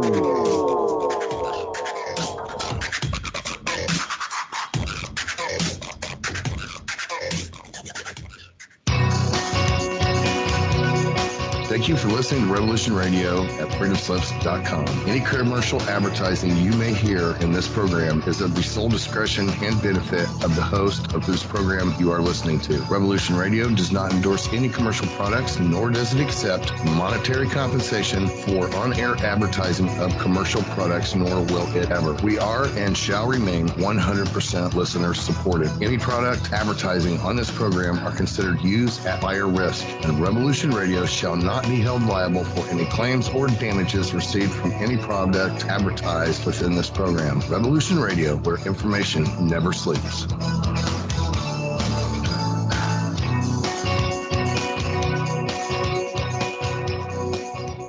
The opinions expressed on this radio station, its programs, and its website by the hosts, guests, and call-in listeners or chatters are solely the opinions of the original source who expressed them. They do not necessarily represent the opinions of Revolution Radio and freedomslips.com, its staff, or affiliates.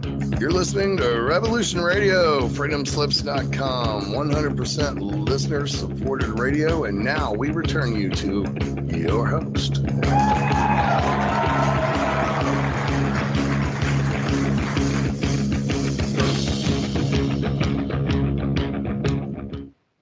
Well, if you're still with me, I thank you so much. And in the first hour, we've been talking about the philosophy of Machiavelli. And now in the second hour, we're listening to a dissertation on the philosophy of Marcus Aurelius, known as one of the foremost Stoic philosophers, philosopher of Stoicism. Revolution.radio is listener supported. If you go to our website, there's a donation button you can click, and if you can find it in your heart, if you can find it in your ability to let this project, to let this platform continue on, because it is wholly dependent on the listenership to keep it going, we deeply appreciate it. And hopefully we all win as a result of this this place we share. So I'd like to get back to the philosophy of Marcus Aurelius. I just find it so compelling because I personally find it very identifiable. I can relate to the portrayal of this guy, Marcus Aurelius, and his philosophy. We must live in a culture. Now, here's the natural condition of human beings. They get born, all kinds of stuff happens to them, and they die.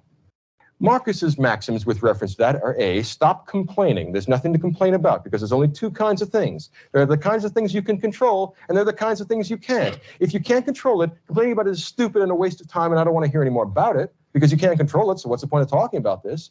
Or you have the other kind of thing, the kind of thing you can control, like your intentions, like your behavior, like your actions. And since you can control them, who do you expect to help you out except yourself? Stop complaining about that too.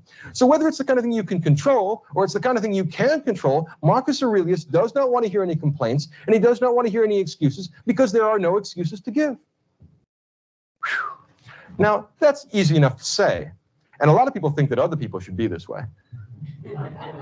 Right? Have you noticed it? Like, you can't help but admire this guy. Like, every one of us, I bet, in this audience, I thought, wow, what a great guy. I wish I knew him personally. No, you don't. Think of what he'd think of you. You really don't want to know this guy. Imagine working for him. Oh, please. No, this guy is never going to be satisfied. And if he is satisfied, he's not like he's going to give you applause. He's going to say, well, you're doing what you ought to do. No compliments for you. You're doing what you ought to do. You don't need any reward beyond that. You're living like a philosophical man, which is a reward in itself. Virtue is its own reward. You're virtuous. What do you want from me? Back to work. And of course, if you're not virtuous, you are pretty much what he expects human beings to be, you swine. And what's unnerving about this is that there's not the slightest taint of hypocrisy in it. He not only says this stuff, he acts this stuff. He not only talks the talk, he walks the walk. He does it. And he does it under worse, more difficult circumstances than you fail to do it. And yet he still likes us. In other words, he still go out of his way to help us out. If he were the judge in a court of law, he would still give us justice, even though we have done nothing to deserve it. As a matter of fact, what's the line from Hamlet? If we gave every man his deserts, who would escape a whipping? Marcus Aurelius would. That's part of the problem with Marcus Aurelius. There's nothing quite like this guy in the whole history of the world. Marcus Aurelius says things in his book like, human beings are social animals. Either teach them or put up with them. The kind of thing that a man has to remind himself of, I imagine. Or Marcus says in another passage, are you weary of enduring the bad men of the world? The gods aren't, and they made them. Are you really weary of enduring the bad men of the world, especially given that you're one of them? Dreadful, powerful, caustic, ruthless analysis of himself and others. He pulls no punches. He is an honest man. And how many honest politicians are there in the world? I mean, it's been some time since we had one leave us literary remains, and here we certainly do have one. The Stoics put together an important and I think worthwhile idea, particularly in this day of international politics. And that's the idea of a cosmopolitan political philosophy. There's few people as cosmopolitan, as lacking in provincial qualities as Marcus Aurelius. The Stoic wise man has made his life consistent with nature, and nature is universal and everywhere. It exists in every place, in every time. So the Stoic man is never any place but home.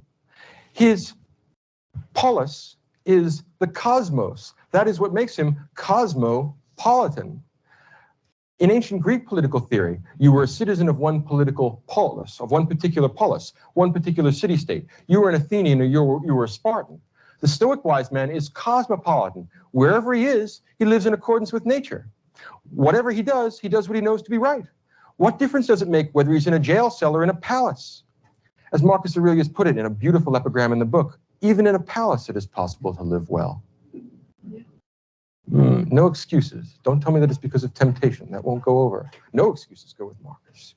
The idea of a cosmopolitan political philosophy is one of the great achievements of Roman Stoicism. And if you stop and think about it, it's an excellent and a necessary idea when you're running something as big and heterogeneous as the Roman Empire.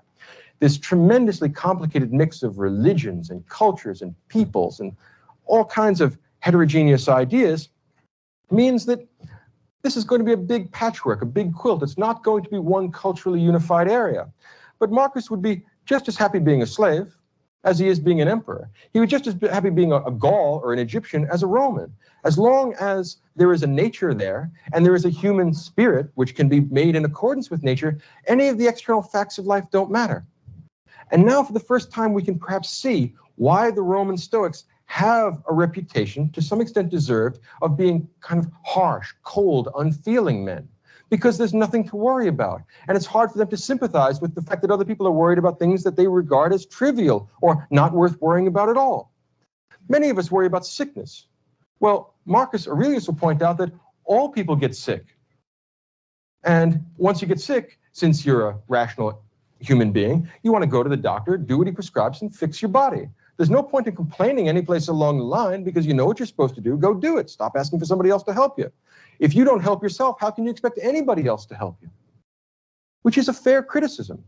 It would be much less persuasive and much less impressive if this were a sort of hypocritical philosophy where Marcus Aurelius indulged himself and told everyone else to be stoical. What really makes this spring to life, what makes this persuasive and moving and important, is that he lives the life. So he doesn't complain when he gets sick. He doesn't complain when he meets military reverses. He doesn't complain about anything. Who would we complain to?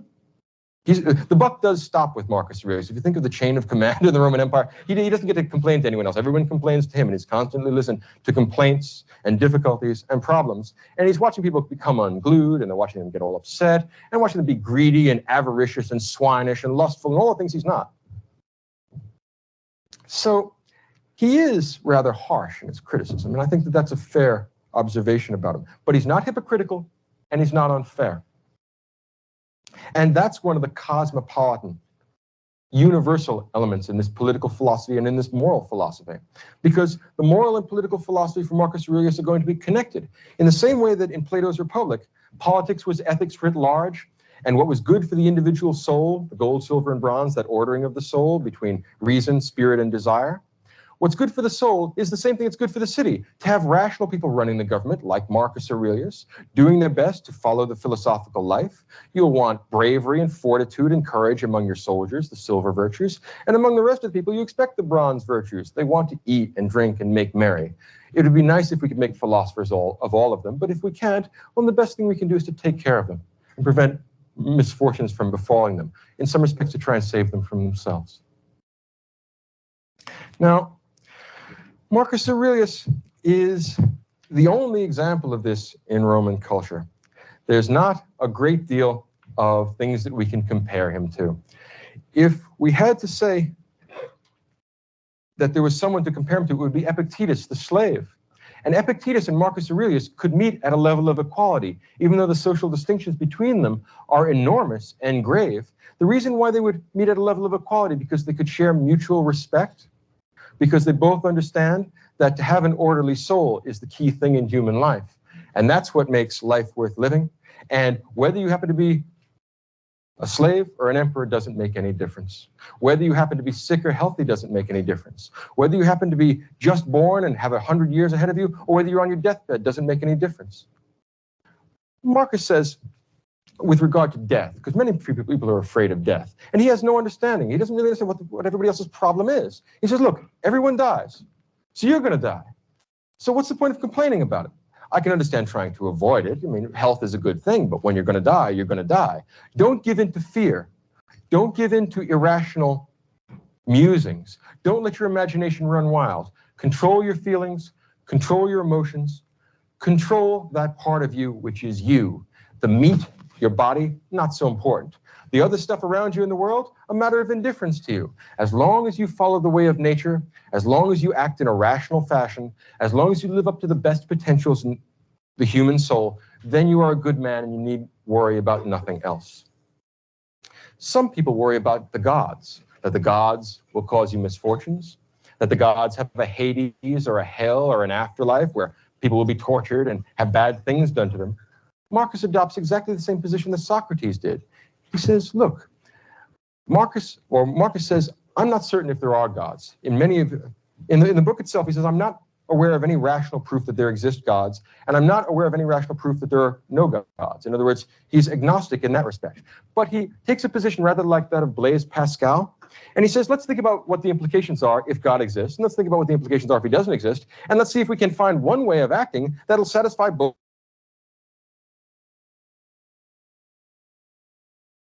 And the world is just atoms and the void. If you think back to Professor Staloff's lecture about early primitive physical theories, well, we have atoms and the void, homogeneous stuff called matter, and then the space that it moves around in. Well, if there are no gods, and there is no moral order to the world, and we're just atoms in the void, well, then what difference does it make what happens to you or anybody else? So you come into being, you go out of being. So what? You get healthy, you get sick. So what? There's nothing to get excited about because, well, it's just atoms in the void. Don't be afraid of it. It is what it is. There's nothing to be afraid of. You could say that Roman Stoicism is a way of telling people there's nothing to be afraid of. Nothing can happen to you in nature that is not a part of nature. And nature contains nothing fearful for the rational soul. Now let's take the other half of the Pascalian alternative. Let's consider the proposition that there are gods or a god. Doesn't matter whether it's monotheistic or polytheistic. If there are gods, then they must be rather like the gods of Socrates. They are all good, they are all wise, they are all completely moral and completely virtuous and completely knowing and completely excellent. Would creatures like this do anything bad to you? Well, maybe they would. Maybe if you've been doing bad stuff, maybe there is something actually in store for you later on. There may well be a Hades. Gods like that may want to create moral order in the world and dish out to the bad people of the world just what they have coming to them. But suppose, hypothetically, you lived according to reason and according to nature and according to the universal law of the Logos. Would the gods hurt a man like that, or would a man like that be a friend of the gods? And if a man like that would be dealt with fairly by the gods, justly by the gods, and well by the gods will do you no harm. So there are two possibilities. Either the world is atoms in the void. The world is just stuff, in which case there's nothing to be afraid of because you're just part of that stuff and you might as well go along with the flow. Relax. Enjoy the ride. Nothing to be scared of. Nothing to get excited about. On the other hand, and this I suspect deep down in Marcus is what he really believes. I mean, when you just read between the lines and find out what the man himself is like, he does basically believe in the gods, even though he doesn't know. If he had to place a wager either way, same way as Pascal, but perhaps not for the same reasons, he would say, yes, I believe in the gods. And if the gods exist, then they create moral order, and they are perfectly moral themselves, and they are perfectly just and good and righteous themselves, and they will do you no harm. So if there is an afterlife and you behave well, the gods will do you no harm because you deserve no harm done to you. If there is an afterlife and you behave badly, you have no one to blame but yourself. In every case, the only thing that a man is in control of is the individual ego, himself, the cogito, what Descartes will later on call the cogito, the self. If you are in control of that, if you have an orderly soul, then you have a divine soul, a good soul, and your life is worth living. The gods will not penalize you for that. So what's there to worry about? Don't worry, be happy. Either the world is atoms in the void, nothing to worry about. If the gods are there, well, then the gods certainly aren't going to hurt you. Either way, don't worry, be happy. Do what you know you ought to do. Meet your moral obligations.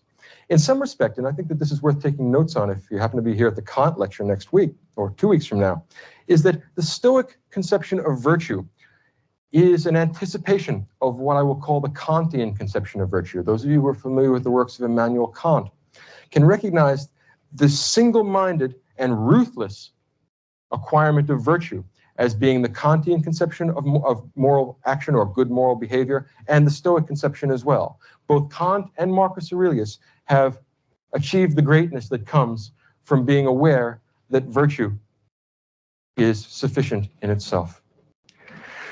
The single-minded pursuit of rationality, of justice, of temperance, of fortitude is what this book is all about.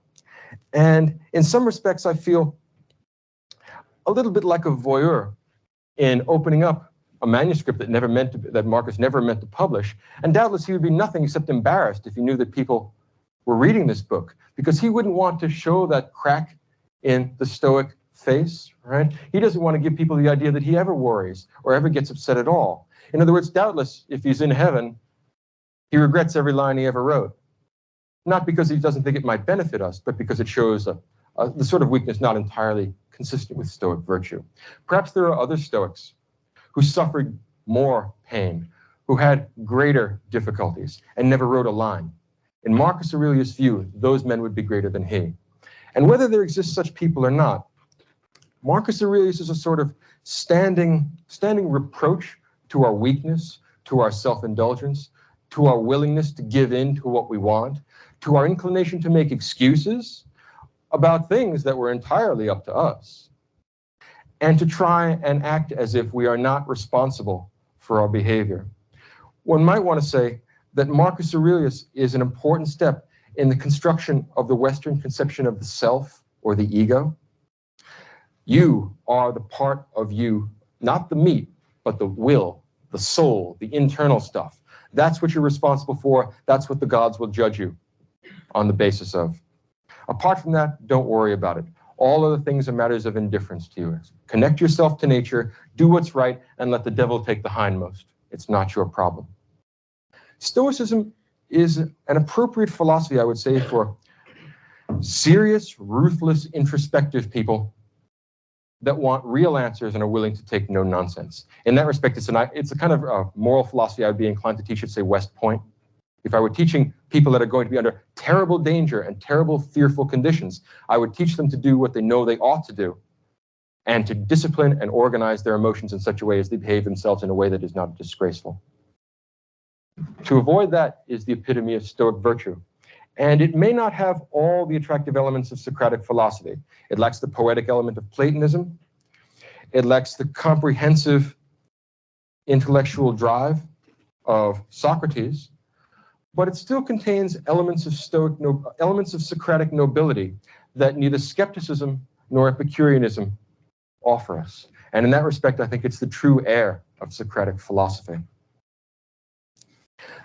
The key idea behind Marcus Aurelius, something like this, that it's just the human condition for us to have troubles and worries and anxieties and problems. Don't torture yourself by worrying about things that aren't in your control. Leave that in the hands of God. Leave that in the hands of nature. Do your best to control the things that you do have control over: yourself, your behavior, your intentions, and your actions. If you do that, you will live a blessed and happy and virtuous and wise life. You will be a real human being. If you fail to do that, gradually the inclination towards debauchery, evil, vice, sin, to put it in theological terms, will become greater and greater. And unless you arrest this slide towards self-indulgence, you will harm yourself and you will harm the people around you. No rational being wishes to harm themselves. No rational being wishes to harm the people around them. Because of that, if we were to be rational, it is the same thing as making us good, and that is the same thing as making us free.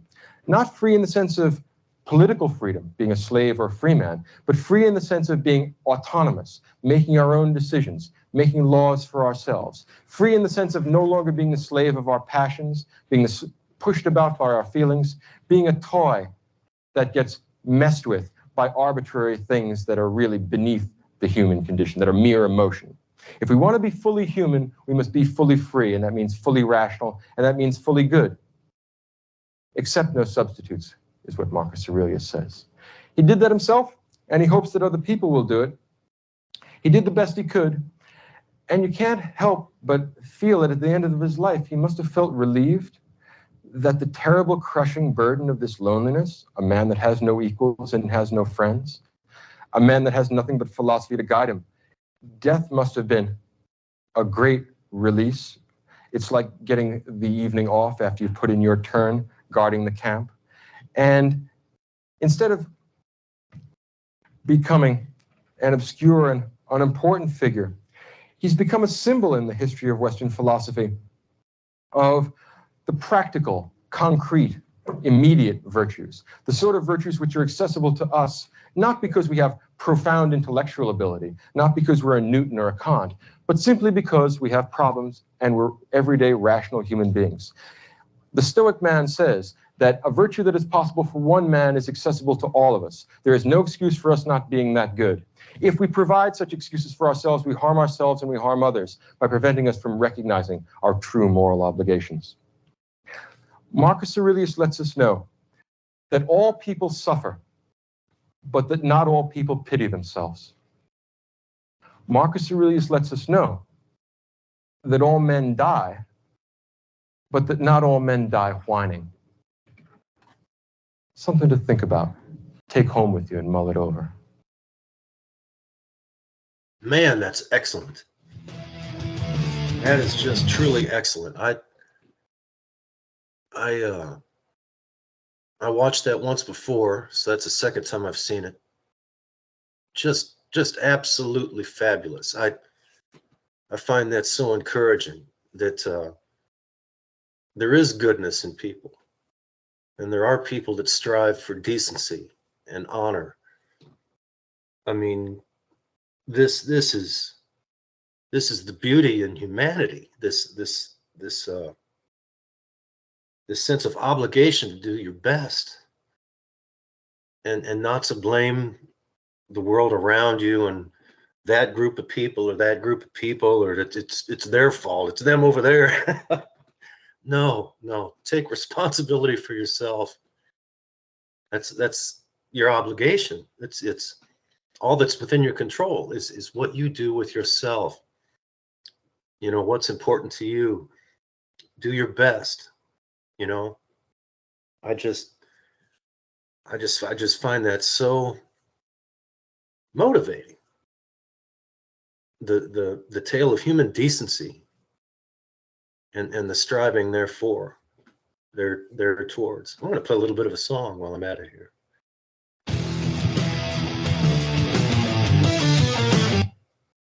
Anymore.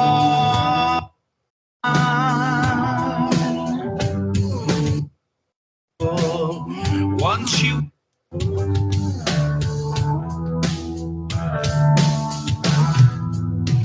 when she was beautiful, once she was fine, once she was wonderful, once she was mine.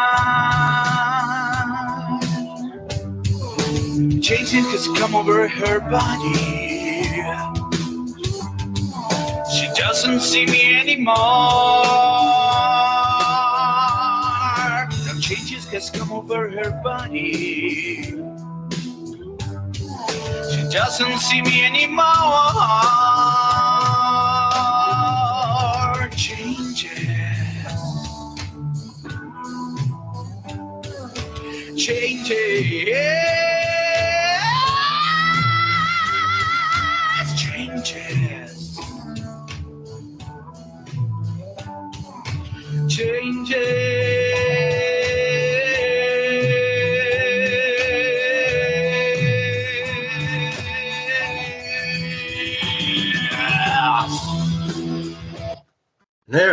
There's an excellent specimen of the human voice.